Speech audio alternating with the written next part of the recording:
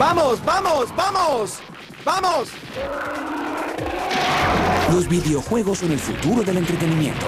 Una industria de billones de dólares que ha llevado a nuestro mundo a su reino digital. Los videojuegos no solo son arte, sino cultura, creatividad. De muchas formas representan una estructura más compleja que una buena película.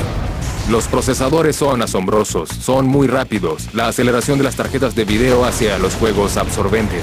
Las pantallas son más grandes. Sientes que realmente estás allí. ¡Rueda video! Producir un videojuego es como producir una película. ¡Y acción! Requiere de 100 a 150 personas y cuesta $10 millones. ¡Alto! ¡Atrás! Desde el comienzo, los videojuegos han sido un reflejo de la época.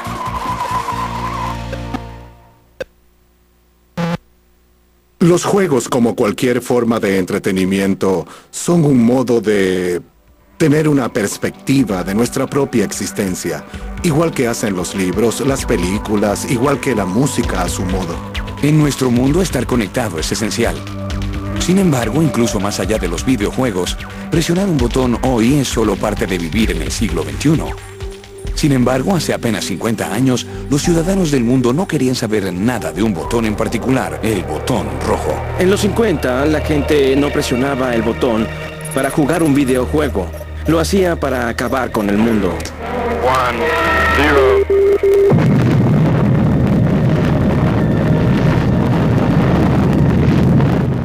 Estaba junto a un lugar llamado Base de la Fuerza Aérea Hill. Sentíamos que seríamos uno de los blancos. Escuchamos sobre los temores en Rusia. Teníamos cursos especiales en las escuelas y universidades sobre algo llamado defensa civil. Cómo debíamos reaccionar en caso de algún tipo de destrucción masiva. The Cold War is becoming evident.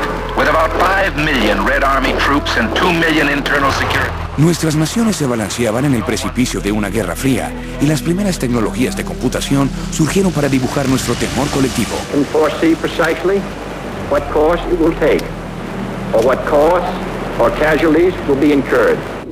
La Guerra Fría fue un lapso prolongado de conflicto diplomático entre el mundo comunista y el mundo libre. Fue una guerra llamada fría porque nunca escaló realmente a ser un conflicto abierto. President Kennedy ordered a blockade of Cuba and demanded that Russia remove this threat to peace.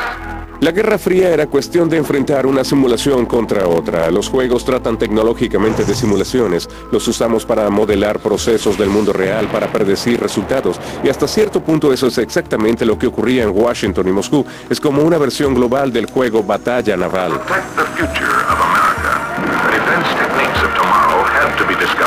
La Guerra Fría no fue más que una simulación, así que no hay guerra que estudiar, solo están esas guerras futuras posibles, esos temores de guerra, los resultados probables.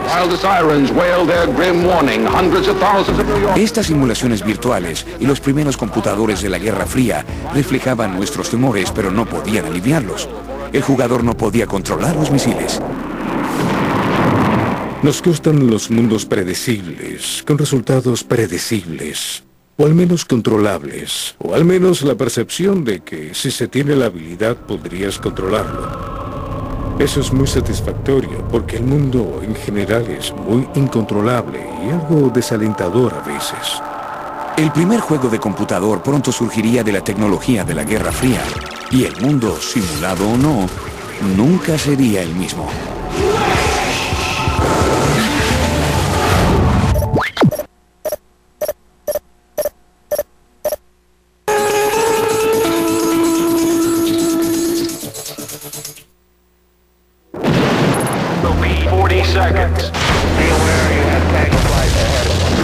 En los 50 la Guerra Fría había iniciado el desarrollo de la tecnología de computadores para el combate y simulaciones de misiles.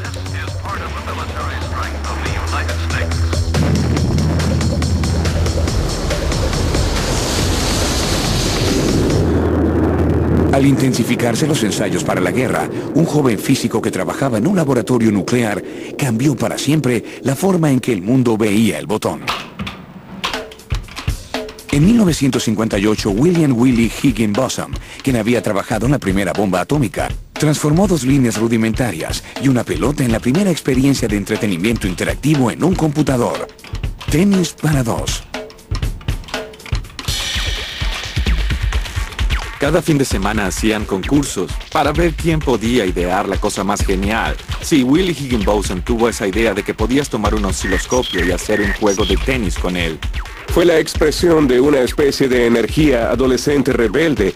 Trabajada junto a los proyectos militares, se tomó un equipo sumamente costoso para entonces y se reacondicionó para jugar. De pronto los computadores tenían un uso más allá de los cálculos militares, pero al evolucionar la guerra, también lo harían los juegos y los jugadores. Laika, first space traveler, was ready for the takeoff, and here it is. Y recuerdo todo ese escándalo sobre perros que iban al espacio. Incluso recuerdo sus nombres. Ya sabe, Belka o Strelka o lo que sea. Shortly after Laika's flight, the Russian Man in Space program began. The same centrifuge that tested Laika was now adapted for human experiments.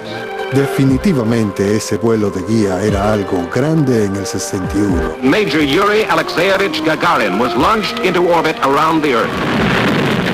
Yuri Gagarin había dado los primeros pasos en el espacio exterior para la Unión Soviética, pero Estados Unidos no estaba lejos. We choose to go to the moon in this decade and do the other things, not because they are easy, but because they are hard. La Guerra Fría se tornó en una carrera al espacio e influyó en Steve Russell, un programador del MIT, quien llevó los videojuegos al siguiente nivel con su propia guerra espacial virtual. La carrera espacial estaba en las noticias y las naves espaciales despegando y volando eran algo a lo que difícilmente podías escapar. Además, acababa de leer la serie Lesman de Doug Smith. Son historias de ciencia ficción donde los héroes vuelan a través de la galaxia inventando nuevas tecnologías y son perseguidos por fuerzas del mal. Antes de poder luchar contra las fuerzas del mal, Steve Slug Russell tenía que dominar el enorme computador PDP-1 de la universidad. Este es un PDP-1, el primer computador que conocí y, como los computadores modernos, se enciende con un interruptor. Era un microcomputador que tenía el tamaño de un refrigerador. Costaba $120,000 y hacía algo simple, como escribir o hacer una calculadora de escritorio. Los programas eran bastante costosos, así que había una máquina de escribir costosa y una calculadora costosa.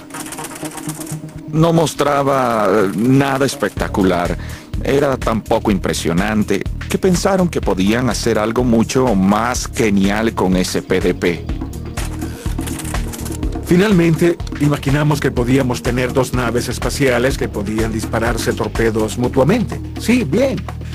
Es algo aburrido. ¿Puedes crear una explosión? Sí. Si el tenis para dos era una alegre distracción de la Guerra Fría, el juego de Steve Slug Russell fue una expresión directa de la carrera espacial y el temor global de una guerra espacial. Fue un producto directo de la época. Fue esa sensación de paranoia soviética. El comunismo te pateará el trasero. Eso entró en la conciencia colectiva de la sociedad. Decía, estamos asustados aquí, ¿iremos a la guerra? Fue realmente notable y muy futurista, adelantado a su tiempo, e influyó profundamente en mí. Creo que fue el juego de computador más popular del mundo por un par de años, pues era el único. Las instrucciones del código para el juego pasaron de un programador a otro, y cualquier institución con un computador PDP-1 inevitablemente tenía una versión de guerra espacial. Así que se transformó en código abierto y le dimos copias del código a quien las buscaba y a quien las quisiese. Eran jóvenes que formaban parte de un grupo al que vemos hoy como la primera generación de piratas informáticos. No hubo tanto de rebelión como de exploración. Estaban todas esas cosas nuevas por ver y hacer. Igual que la alegría de un nuevo juego de construcción con muchas piezas nuevas para construir cosas. Una de las cosas que construyó Steve Russell fue la base de lo que se convertiría en la parte más importante de cualquier experiencia de videojuegos: el mando. Originalmente los controles eran los interruptores de la consola. Luego algunos sujetos del club de aeromodelos construyeron una caja de control usando piezas telefónicas sobrantes. Steve Russell fue el primer programador en llevar la destrucción a la pantalla. Bien, en ocasiones digo que yo desaté la maldición de los videojuegos sobre el mundo.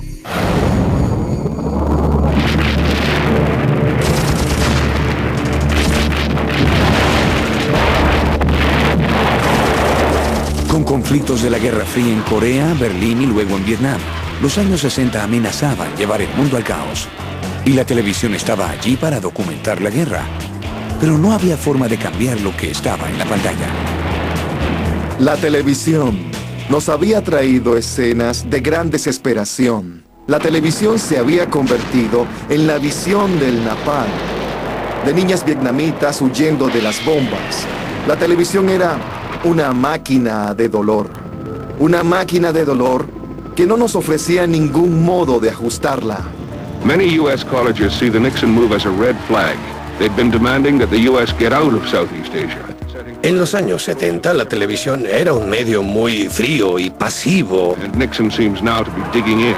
It's like putting a match to a giant fuse, zigzagging across the nation. La televisión era un proveedor estático de malas noticias que un hombre y una idea cambiarían para siempre. Y de pronto un videojuego se convirtió en algo apasionante. Podrías controlar lo que estaba en el televisor.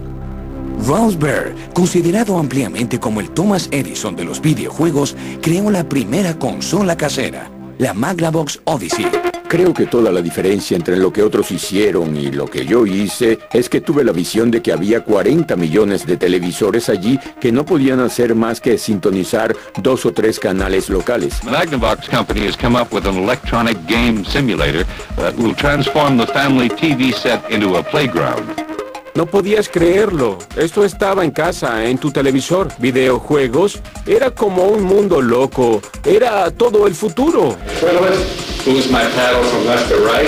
Incluso antes de que Baer cambiase la faz de la televisión, había vivido la realidad de la guerra. Escapó de la Alemania nazi con su familia antes del Holocausto y luego fue reclutado para luchar en la Segunda Guerra Mundial para los estadounidenses. En lo que influiría profundamente en Baer y la historia de los videojuegos, fue transferido a Normandía, Francia, como interrogador, y estaría rodeado por las herramientas de la guerra. Resultó que había armas por todo el lugar. En su mayoría venían del norte de África con los británicos. Podías encontrar armas en donde mirases.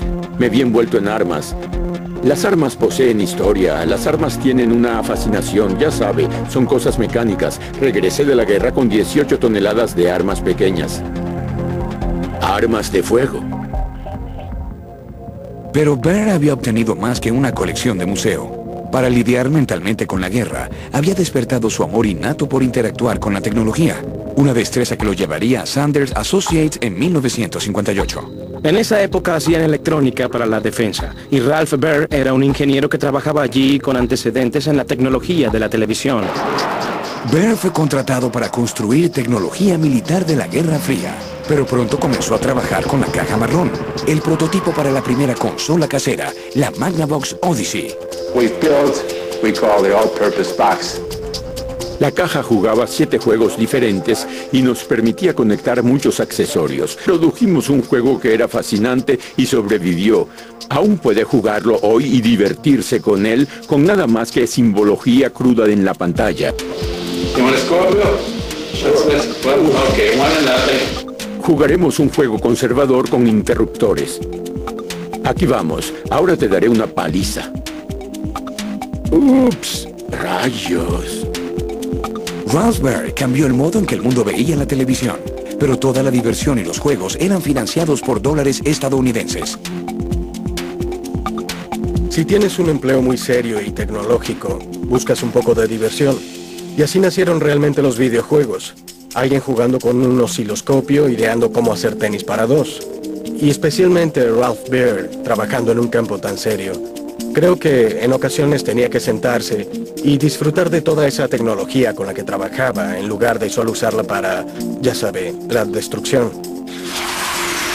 Igual que cualquier industria tecnológica actual, no existiría de no ser por la milicia, pues fue la milicia quien financió la investigación en computadores durante la Segunda Guerra Mundial para calcular tablas de misiles balísticos. Así que la industria de los videojuegos y los militares siempre han estado unidos.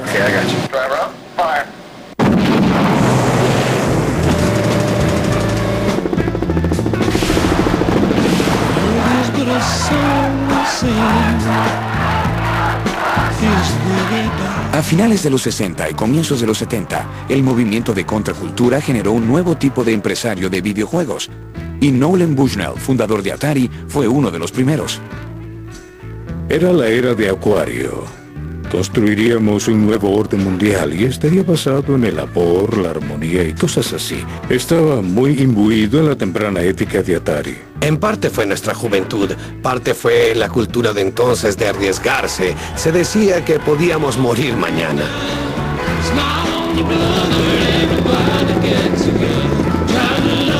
Había una especie de actitud sobre vivir la vida al máximo. No posponíamos algunas de estas cosas, así que éramos esa cultura, la de intentarlo.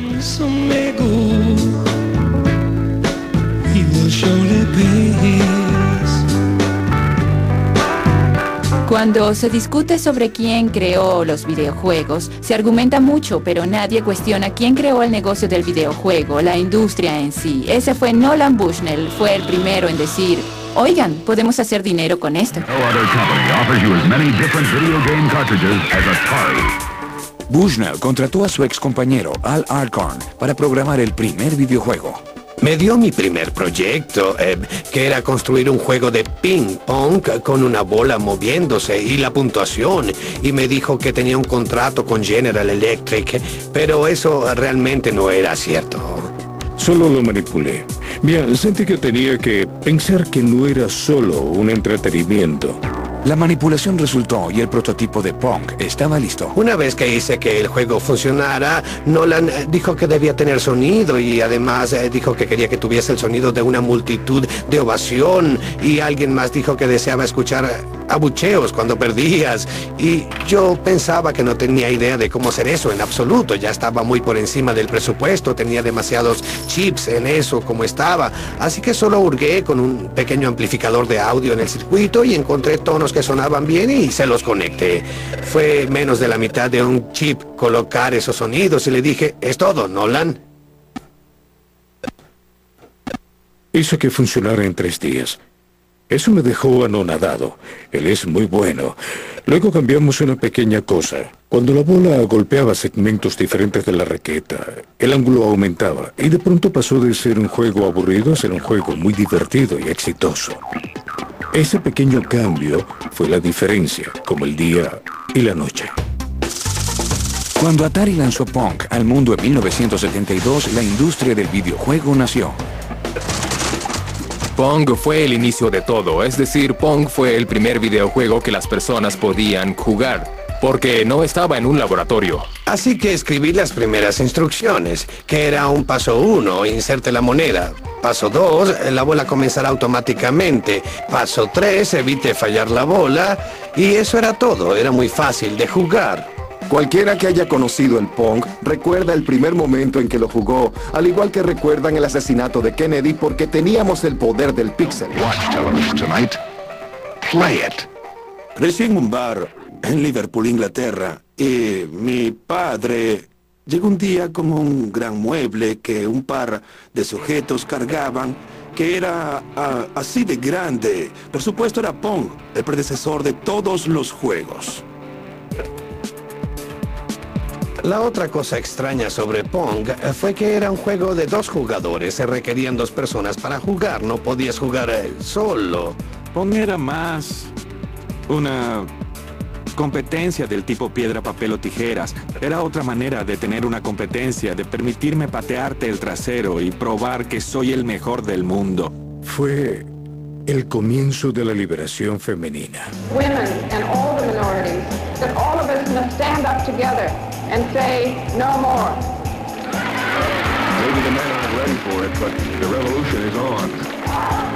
The women of America are marching, more of them in the East than anywhere else. Era muy aceptable que una mujer, ahora liberada, entrase a un bar y dijese: ¿jugamos Pong? Yo pago. Las mujeres coordinan mejor sus músculos pequeños que los hombres, así que las mujeres podían jugar Pong en general mejor que los hombres. Esta fue la primera de muchas veces que en un campo de juego las mujeres podían vencer a un hombre joven. De hecho, las mujeres llegaban a jugar a los bares y ganaban dinero. Bien, creo que Pong aparece en un momento en que Estados Unidos pasaba un serio momento en su historia. No fue solo Vietnam, el movimiento de los derechos civiles, los 70 parecían mucho más frívolos, en retrospectiva, que los años 60, un periodo de intensidad. No creo que los videojuegos crearan esa sensación de frivolidad, son solo síntomas de la tendencia de las personas a quedarse en casa, a participar en actividades sociales. Todos se habían vuelto un poco serios y malhumorados. Creo que es un mejor modo de verlo. Incluso si todo fuese perfecto en el mundo, se necesita entretenimiento. Por naturaleza, el juego es básico para los mamíferos de todo tipo. Los cachorros, los monos, los humanos juegan, se juegan en todas las naciones. Y jugamos los juegos del otro. Higginbotham, Russell, Bear, Bushnell. Estos pioneros, conscientemente o no, canalizaron nuestros temores colectivos en sus creaciones virtuales. Era obvio que el mundo estaba alerta, y los videojuegos eran armas perfectas de distracción masiva por todo el mundo.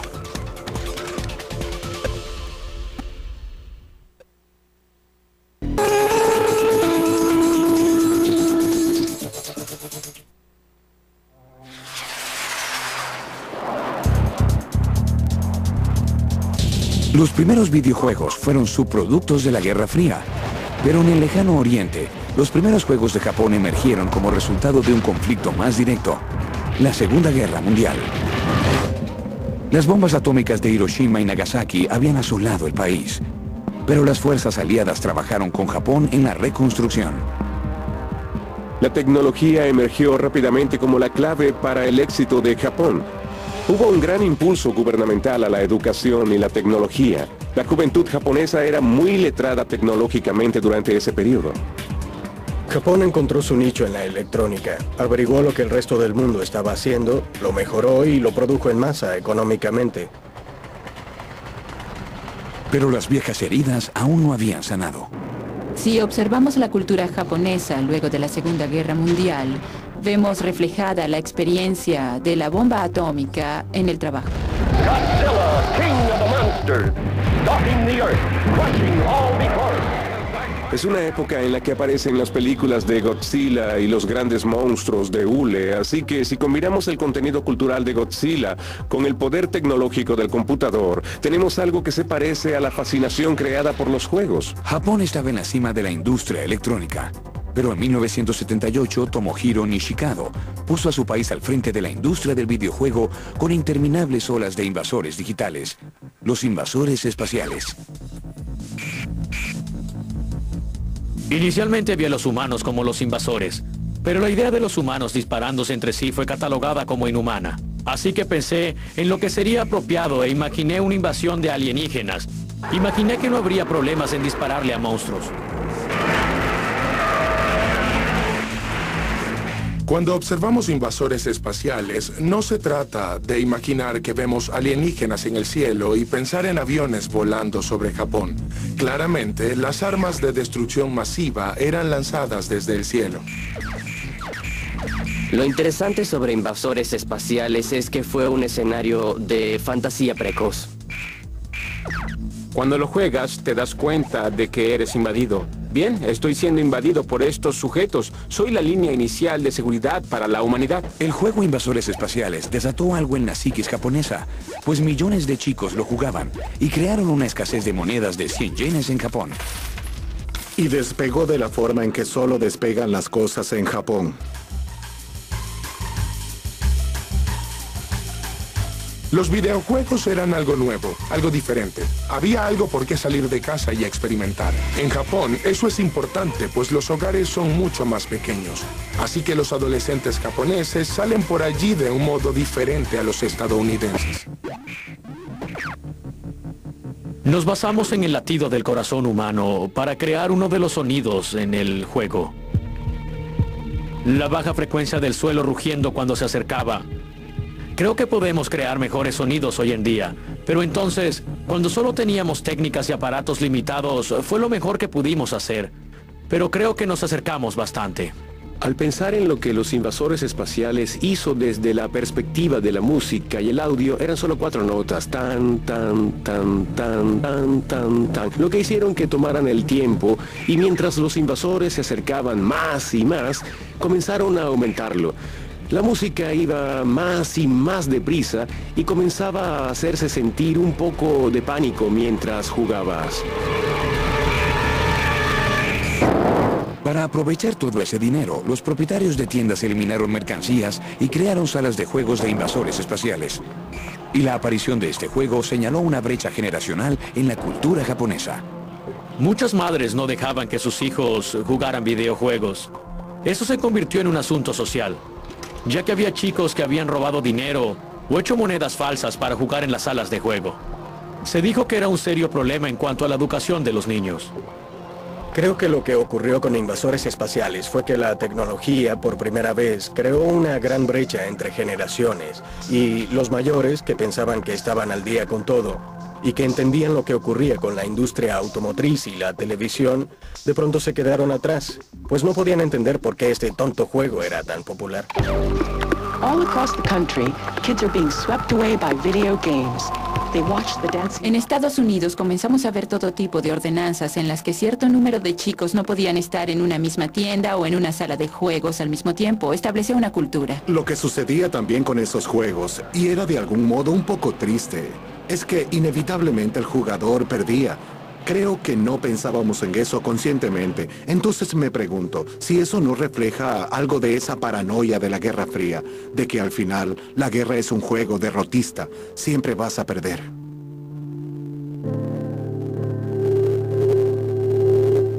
Invasores espaciales fue la expresión digital de una época oscura.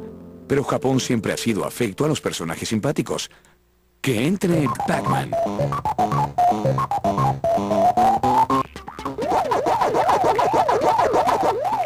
Observabas esto y decías, vaya, es muy colorido. Pac-Man es el ejemplo perfecto de la rareza japonesa. Los personajes de los videojuegos son adorables, aunque en los países occidentales no los llaman así, sino infantiles. Es una cultura que tolera más la monería que las culturas occidentales, y lo hemos visto durante toda la segunda mitad del siglo XX. En alguna medida refleja el poder de consumo de las chicas japonesas. Toru Iwatani era un joven diseñador de la compañía de juegos japonesa Namco, antes de crear el primer videojuego superestrella de la historia. En 1980 fue el año en que Pac-Man apareció. Para entonces, cuando estábamos desarrollando Pac-Man, los juegos tenían una atmósfera salvaje, ya que solo existían los juegos violentos, juegos de disparos, y era un campo totalmente masculino. Pero yo quería traer a las chicas y a las parejas a ese lugar, así que apunté a las chicas en un juego nuevo. Habíamos revisado muchos tópicos, desde la moda hasta los propios chicos. Pero ya que las chicas siempre comen postre tras la comida, sin importar nada, tomamos esa palabra como clave: comer. Luego estábamos almorzando y ordené una pizza redonda. Tomé un pedazo y allí lo tienen. Allí estaba Pac-Man, justo allí. Así que decidimos hacerlo así. Lo más importante sobre Pac-Man o Pac-Man como lo conocemos es que fue el primer juego en presentar un protagonista, lo que fue un gran salto en la historia de los videojuegos. Con eso se abrió un nuevo mundo para que los desarrolladores y diseñadores comenzaran a crear personajes con que las personas pudiesen relacionarse e identificarse. También cambió mucho las cosas. Mientras que muchos de los primeros juegos estaban basados en invasores, acción y disparos, Pac-Man hizo algo distinto. Trataba sobre comer. Es el mejor ejemplo de cómo algo comienza pequeño con un juego y se hace tan enorme que nadie sabe cómo detenerlo. Mags like Bally could hardly make the games fast enough. Every bar and restaurant and coffee shop in America seemed to want one.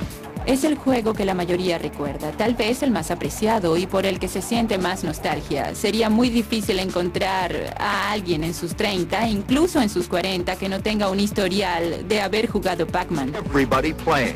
Men, women, children, families. It seemed like Pac-Man had taken over our lives. Pac-Man es uno de los momentos iniciales del mercadeo, donde tomas algo que fue diseñado como un juego y se convierte en algo diferente, como música o animales disecados, pequeños juguetes para apretar y caricaturas. Algo que tiene piernas y hace muchas cosas. Y luego está la señora Pac-Man.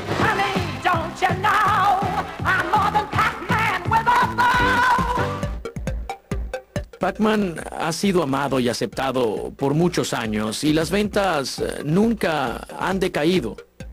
Han pasado 25 años, pero Pac-Man aún sigue estando aquí. Ha tenido una carrera sorprendentemente larga.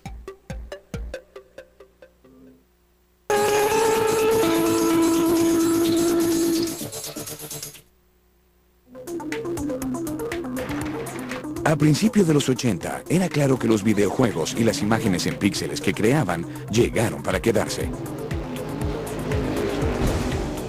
Creo que los videojuegos son un arte expresivo y representativo. Creo que ellos representan nuestras creencias, nuestras actitudes, el tipo de preguntas vitales que nos hacemos en un momento en particular. Y creo que serán ricas doctrinas sociales. El reto es cómo leerlos, pues a diferencia de las películas, donde el director establece un punto unificado, un videojuego puede cambiar dependiendo de la elección del jugador. Un nuevo mundo emergía y no afectaba solo a los jugadores de los juegos. También afectaba a los creadores. Creo que Atari fue el epítome de la compañía del Valle Silicón de los 70s. Definimos ese estilo de vida sin trajes ni corbatas y aún así se hacían negocios y se ganaba dinero. Tratábamos a nuestros empleados muy bien, pues nos dimos cuenta de que nuestros activos se iban a casa cada noche. No nos importaba cuando trabajaban. Si deseaban llegar a mediodía y salir a medianoche, está bien. Se trataba de una meritocracia real. Deseas ser exitoso.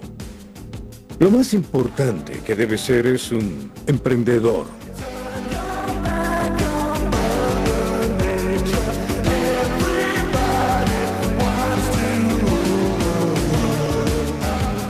Pero también era la época de las grandes sumas y negocios, y Atari siguió el ejemplo cuando Bushnell vendió la compañía a Warner Communications.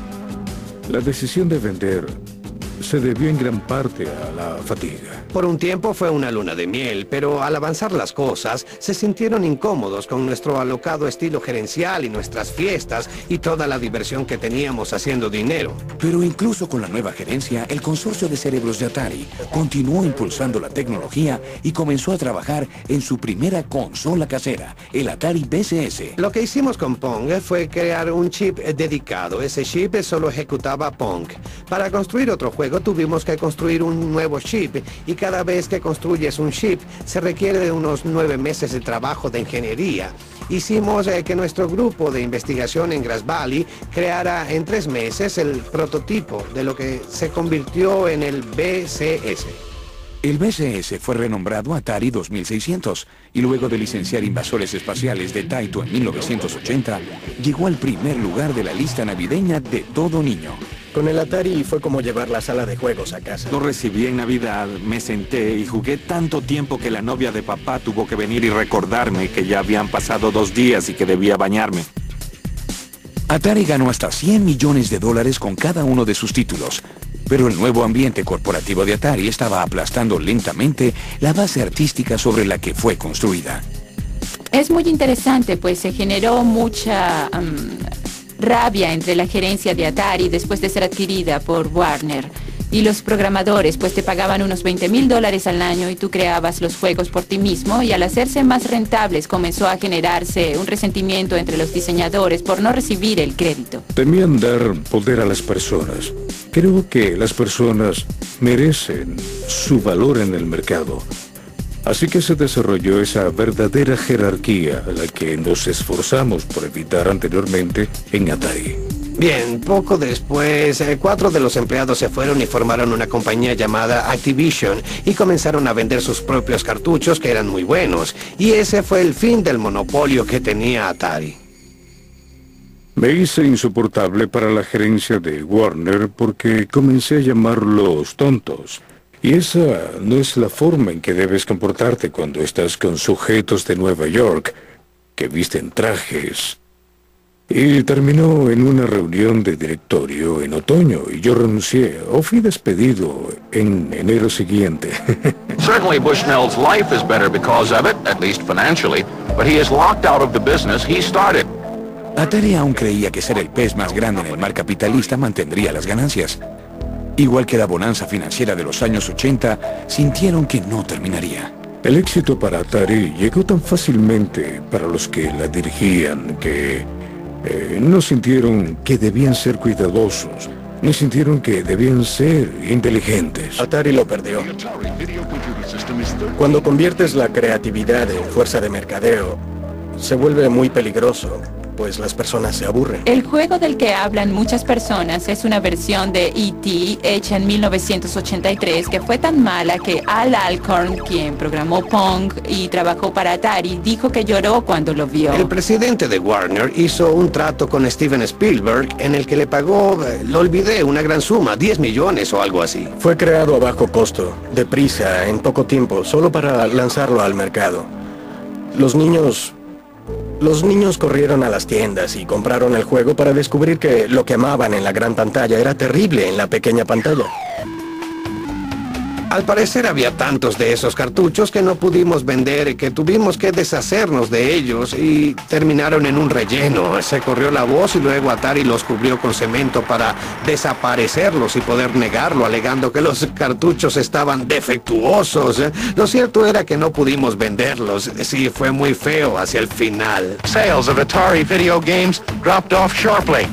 Somehow, Atari products became... 1983 fue el año del gran choque. A finales de los 70, cuando hablabas con las personas que hacían juegos, entonces decían que al hacer un juego, básicamente lo lanzabas al aire y esperabas que cayera el dinero. Así que todos trataron de entrar en el mercado. Había muchos competidores, docenas y docenas de compañías. El público estaba inundado con juegos y había tantos tan malos que apagó el interés del público hacia el medio. Aunque los gráficos y el sonido sean buenos, ahora hay algo un poco aburrido sobre dispararle a un marciano o algo. The big crash. Not since 1929 has an industry fallen so far, so fast. The victim of oversaturation and changing. Al final, la falta de juegos de calidad para el 2600 y el influjo de juegos en los computadores caseros fueron demasiado. La industria de juegos había madurado en un negocio legítimo, pero debían triunfar o morir.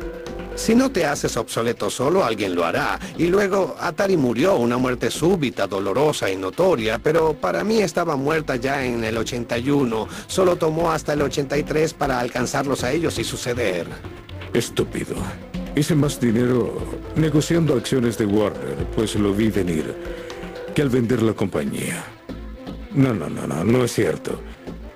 Pero me fue muy bien negociando las acciones, no más que eso. El juego se reinició y la proverbial puerta estaba abierta para cualquiera con un gusto por los videojuegos y una mente de programador. La aventura había comenzado.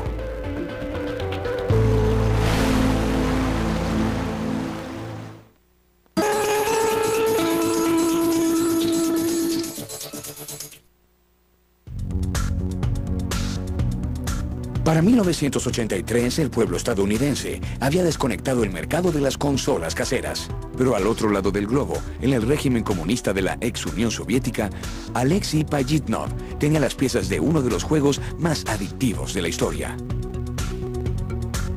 Tetris. Los primeros tiempos fueron muy oscuros aquí, pues había total estancamiento en la política. El clima moral era muy sombrío, no teníamos esperanza, no teníamos mucho entretenimiento. Teníamos algunas películas, algunos teatros, pero básicamente la vida no estaba hecha para entretenerse. Yo pasaba 14 horas al día en mi trabajo, solo jugando con mi computador como los jóvenes piratas de ahora. En 1985, Alexei pasaba el tiempo como científico en computación en la Academia Rusa de Ciencias. Me dijeron que no era lo que me interesaba. Mi corazón estaba en este tipo de pequeños acertijos, rompecabezas y diversiones. Concibió esta idea, una idea puramente matemática de tomar todas las configuraciones posibles para unir un juego de bloques y hacer que no fuese solo unirlos en un rompecabezas normal de 2 dimensiones, sino hacer que cayeran. Imaginé piezas que caían. Debías rotarlas, pues así es como encontraban su forma, y colocarlas. Esta fue la idea principal de Tetris. Para las personas era un modo de pensar distinto a otros juegos. Usaba una parte del cerebro que las personas no acostumbraban a usar en los videojuegos. Fue una idea tan asombrosa que realmente no se requerían gráficos para venderla. Y para 1986, las versiones del juego para el computador aparecieron. Pero Alexei había firmado una licencia de 10 años para su juego. Imitando a Atari, la Unión Soviética vendió el juego por todo el mundo e hizo millones con su creación. Bien, sucedió. Fue todo. Las personas básicamente no tenían derechos y lo que produjesen o hiciesen les era arrebatado.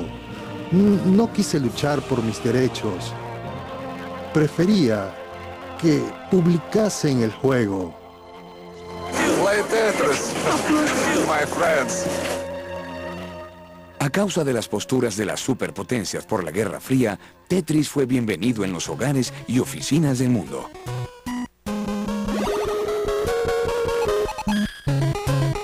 Si lo juegas lo suficiente, como lo hice cuando apareció, comienzas a soñar con Tetris. Tetris. Tengo visión de Tetris. Veo el paisaje y me digo, eso encajaría allí. Realmente reacomodas el mundo. Vencer al Tetris no es específico de una cultura. Y creo que es por eso que viajó por todo el mundo. Llegó a los aparatos manuales y era el juego del momento o la canción que no puedes sacarte de la cabeza. Es un lado en el que puedes comprometer un poco este serio negocio de los computadores. Pero por otro lado me divierto tanto en este mundo que nadie podría impedirlo. Mr. Gorbachev, tear down this wall. En 1989 el muro de Berlín cayó y pocos años después la Unión Soviética. El conflicto que había originado los videojuegos había terminado. Alexei se mudó a Estados Unidos en 1991 y en 1996 los derechos de Tetris regresaron a su creador. Ahora estoy por mi cuenta y hago algunos diseños de juegos con mis amigos y el resto del tiempo solo leo libros y me divierto. Tetris y los incipientes años de los videojuegos surgieron de la Guerra Fría. Pero sentaron las bases de una industria y capturaron una eterna necesidad humana. Hay algo sobre esos juegos que trasciende la historia y las fronteras nacionales porque nos lleva de vuelta a algo fundamental de la imaginación humana, de la curiosidad humana, de la búsqueda del placer que es tan básico a lo que somos como humanos. Los cambios tecnológicos son muy claros, pero el cerebro humano aún es el mismo. Así que algo que te fascinó hace 30 años aún es interesante para ti. Y los mejores juegos vivirán para siempre. Cuando la era dorada de los videojuegos llegó a su fin, otra ya estaba emergiendo, guiada por un robusto plomero que llevaría a la industria al siguiente nivel.